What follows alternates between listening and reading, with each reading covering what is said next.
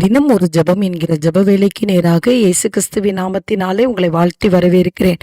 இன்றைய நாளுக்குரிய வசனம் மார்க் எழுதின சுவிசேஷம் அதிகாரம் 7 வசனம் 34. வானத்தை அண்ணாந்து பார்த்து பெருமூச்சு விட்டு எப்பத்தா என்றார். அதற்கு திறக்கப்படுவாயாக என்ற அர்த்தமாம். நாம் யாவரும் கண்களை மூடி தேவனை நோக்கி ஜெபிப்போம். எங்களை நேசிக்கிறதான நல்ல தகப்பனே, இந்த நாளுக்காக ஸ்தோத்திரம். கர்த்தர் கொடுத்த புதிய நாளுக்காக உமக்கு நன்றி செலுத்துகிறோம் ஆண்டவரே. ஆமாண்டவரே, இந்த நாளையும் ஆண்டவரே அப்பா உமக்கு ஸ்தோத்திரம். உடைய பிள்ளைகளுக்குரிய வாசல்கள் நீண்ட நாட்களாய் அடைக்கப்பட்டிருக்கிற நன்மையான காரியங்கள் ஆண்டவரே அப்பா, இன்றைக்கு இயேசு கிறிஸ்துவின் நாமத்தினால அது திறக்கப்படும்படியாய் ஜெபிக்கிறேன்.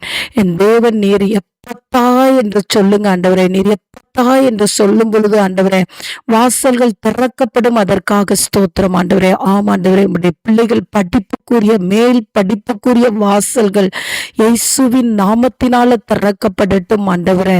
அப்பா, திருமணத்துக்குரிய வாசல்கள் திறக்கப்படுவதாக. தடைப்பட்டிருக்கிற திருமண காரியங்கள் ஆண்டவரே உடைய பிள்ளைகளுக்கு கர்த்தர் திறந்து கொடுக்கும்படியாய் ஜெபிக்கிறேன்.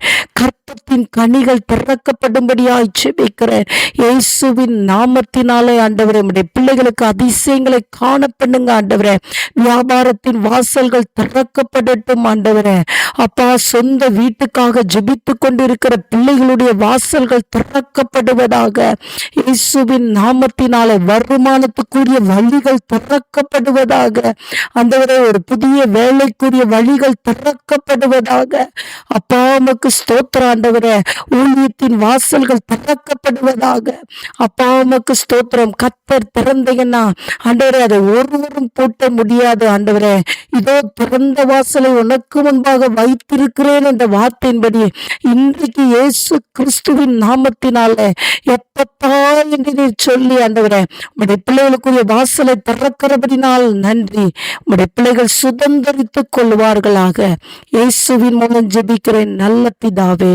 ஆமேன், ஆமேன்.